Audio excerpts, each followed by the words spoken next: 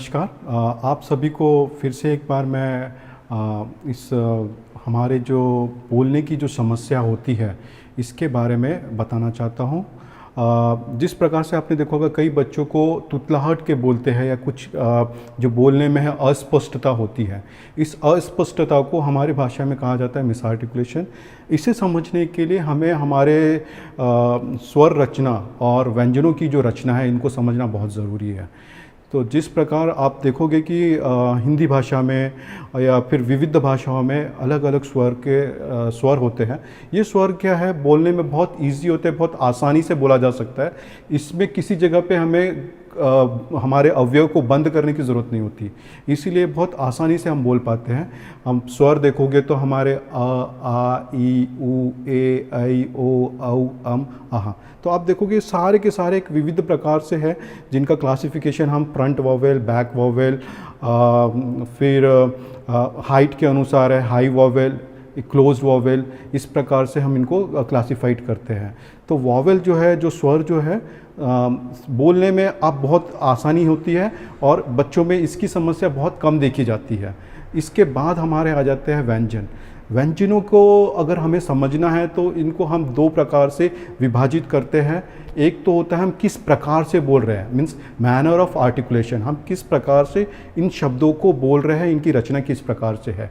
तो इनमें आ जाता है हमारा पहले तो है प्लॉसिव, जिसमें पूरे की तरह से क्लोजर यानी सारा पूरा हमारे आर्टिकुलेटर्स जो है ये पूरी तरीके से बंद होते हैं और इनके बाद एक सडन आउटब्रस्ट होता है। तो जिस प्रकार से आप देखोगे कि प, त, क, इन शब्दों में पूरी तरीके से बंद होने के बाद एकदम से सारी की सारी हवा निकलना ज़रूरी होती है। तो इन शब्दों को हम कहते हैं प्लॉसिव। दूसरा होता है हमारा फ्रिकेटिव, जिसमें आप देखोगे कि थोड़ी सी घर्षण की आवाज़ होती है। जिस प्रकार से हम बोल पाते हैं, इनका उदाहरण देने के लिए मैं बोलूँगा स, ज, छ। तो इस प्रकार से ये जो शब्द है इनमें आप देखोगे घर्षण होता है। इसके बाद आता है हमारा एफ्रिकेट। एफ्रिकेट शब्दों में क्या होता है, जिस प्रकार से हम प्लॉसिव में देखते हैं कि पूरी तरीके से आर्टिकुलेटर्स बंद हो जाते हैं और उसके बाद खुलते हैं, इसमें भी आर्टिकुलेटर्स पूरी तरीके से बंद होते हैं और उसके साथ में थोड़ी सी घर्षण होती है, फ्रिक्शन होती है शब्दों में। तो इन शब्दों को हम कहते हैं च और ज। तो हमारे जो च और जो है ये एफ्रिकेट्स में आते हैं। और एफ्रिकेट्स में आने के बाद इसके बाद में आता है हमारा ट्रिल। तो ट्रिल को समझने के लिए हम क्या करते हैं, ट्रिल को अगर हमें समझना है तो हम जिसमें शब्द हमारी जीभ को ऊपर लेके गोल घुमाना हमें ज़रूरत पड़ता है, ऐसे शब्दों को हम ट्रिल बोलते हैं। तो इसका मैं उदाहरण दूंगा आपको, र। तो र शब्द में हमें हमारी जीभ को ऊपर लेना है और उसके बाद हमें उसे घुमाना है और घुमाने के बाद इसको हमें बोलना पड़ता है। तो र शब्द है। इसके बाद में आ जाता है हमारे नेज़ल शब्द, जिसमें हमारे नाक के यूज़ होते हैं, नाक के शब्दों का, नाक का हमारा ज़्यादा यूज़ होता है। तो नाक के शब्दों में हम कहते हैं हमारा न, म। ये जो शब्द है इसमें हमारे नाक के कंपोनेंट को हम यूज़ करते हैं। अगर ये हमारे नाक में अगर कुछ समस्या होगी तो ये शब्द हमें बोलने में दिक्कत होगी। इसके बाद में आ जाता है हमारे लैटरल। तो लैटरल शब्द में मैं एक उदाहरण दूंगा आपको, जिसमें हमारी जीभ को ऊपर जाना है, टच करना है और नीचे आना है। इसे हम लैटरल शब्द कहते हैं, ल। तो ल ये जो है लैटरल शब्द है, जिसमें जीभ को ऊपर जाके आजू बाजू से हवा निकलनी ज़रूरी होती है, तो इसीलिए हम इसे लैटरल शब्द कहते हैं। अब हम आ जाते हैं प्लेस ऑफ आर्टिकुलेशन, मतलब कि ये जो हमारे आर्टिकुलेटर्स है, जैसे हमारी लीप है, ओठों का है या जीभ का है, ये किस जगह पे टच हो रहा है और जिसके बाद ये शब्दों की रचना हो रही है। तो इसे हम समझने के लिए सबसे पहले हमारा उदाहरण है बायलेबियल, जिसमें हम हमारे होठों का यूज़ करते हैं।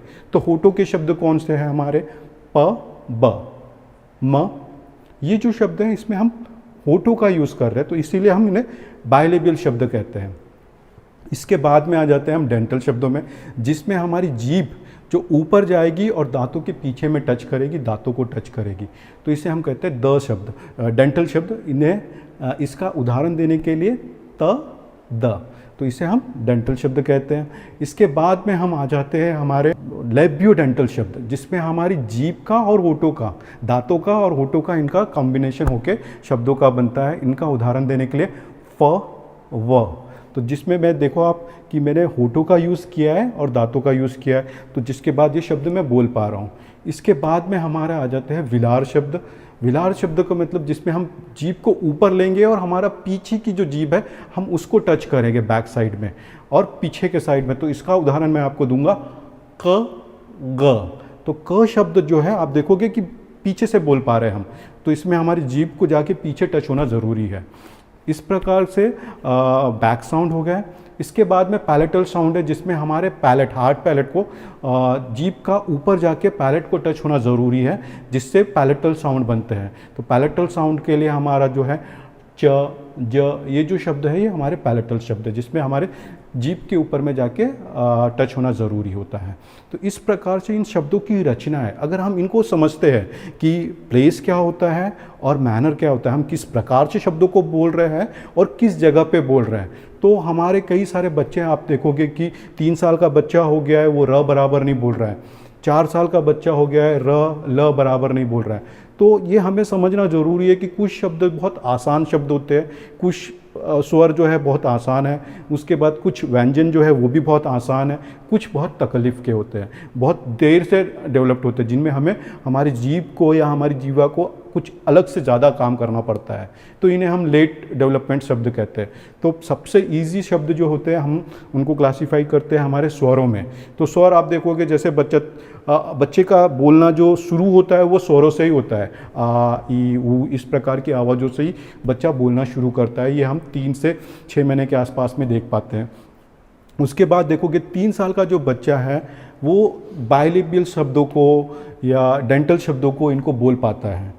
जैसे जैसे बच्चा 4 साल का और 4.5-5 साल का होता है, उस समय में आप देखोगे कि ये जो हमारे फ्रिकेटिव और एफ्रिकेट जो है, फ्रिकेटिव में हम किसे लेते हैं श, ज, ड, इस प्रकार के जो शब्द हैं ये बहुत धीरे से डेवलप्ड होते हैं, इनको बहुत ज़्यादा एफर्ट लगता है, इसीलिए ये लेट डेवलप्ड होते हैं। ये अराउंड 4 साल के आसपास में हम बच्चों के इसमें देखते हैं, 4 से 4.5 साल में। और र शब्द ये सबसे डिफ़िकल्ट हम मानते हैं, क्योंकि इसको बोलने के लिए हमारी जीभ को ऊपर जाके टच होना है और ये सबसे आखिरी में आता है 5.5 साल के आसपास में। तो अलग अलग जो रिसर्चर्स हैं इन्होंने अलग अलग इसके डेवलपमेंटल के चार्ट्स दिए हुए हैं। तो इनको समझने के बाद आप देखोगे कि अगर आपका बच्चा 4 साल का हो गया है और वो र नहीं बोल रहा है, पर मैं जानता हूँ कि एक नॉर्मल बच्चा भी 4 साल का अगर र नहीं बोल रहा है तो नॉर्मल ही है, क्योंकि र शब्द जो विकास होने के लिए कम से कम 5.5 साल का टाइम लगता है। तो ये अगर मुझे ये समझ में आता है कि कौन से शब्द आसान शब्द हैं, कौन से शब्दों को थोड़ी सी ज़्यादा मेहनत लगती है बोलने के लिए, अगर ये चीज़ मैं समझता हूँ तो मैं उस प्रकार से उस बच्चे को बोलना सिखा सकता हूँ। अगर मान लो कि आपका बच्चा भी आप घर पे हो और कोई शब्द नहीं बोल रहा है और वो 5 साल का हो गया है और उसके बावजूद उसको शब्द नहीं बोलने आ रहा है, तो उसको डेफिनेटली उसको स्पीच थेरेपी की ज़रूरत है, उसको बोलने का सिखाने का हमको बहुत ज़्यादा ज़रूरत है। पर अगर वो 3 साल का ही है और वो र नहीं बोल रहा है तो उसे स्पीच थेरेपी की ज़रूरत नहीं है। तो ये चीज़ें हमें समझना बहुत ज़्यादा ज़रूरी है कि किस बच्चे को हमें बोलना सिखाना है, किस बच्चे को नहीं सिखाना है। अगर 5 साल का हो गया और बच्चा नहीं बोल पा रहा है, नहीं कोई पर्टिकुलर शब्द नहीं आ रहा है उसको, तो इमीडिएटली उसको आप ट्रेनिंग दे सकते हो। आप अभी घर पे हो, इस प्रकार के शब्दों की रचना कर लीजिए। जैसे मान लो आपके बच्चे को क बोलना नहीं आता है, तो आप क्या करोगे, आप घर पे हो, पहले तो मैंने आपको बताया कि क साउंड ये पीछे से बनता है, तो क को बच्चे को समझाओ पिक्चर दिखा के कि ये शब्द यहाँ से बनता है, इस जगह पे उसका टच होना ज़रूरी है। अगर बच्चा ये चीज़ समझता है कि इस जगह पे टच करना है, उसको आप करके दिखाइए बच्चे को, बच्चा देखेगा और उसके बाद समझेगा।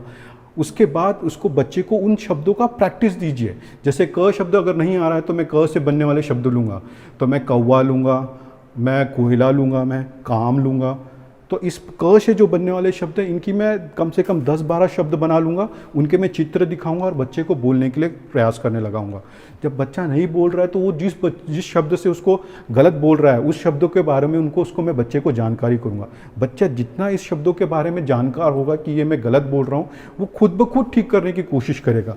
क्योंकि हम सब बच्चों में हमारे में ये एबिलिटी होती है, हमें पहले ये पता ही नहीं होता कि हम गलत बोल रहे हैं। अगर आप बच्चे को ये महसूस करा दोगे कि ये शब्द, उसकी गलतियाँ बता दो कि ये शब्द गलत है, और इसके जगह पे आप ये बोल रहे हो तो बच्चे को ये चीज़ समझ में आ गया तो वो खुद ही ट्राई करेगा उसको बोलने का। और इसके अलावा भी आपको कोई और अगर डिटेल में इसकी जानकारी चाहिए या कुछ और चाहिए तो आप हमारे CRC कोझिकोड को हमेशा कॉल कर सकते हो।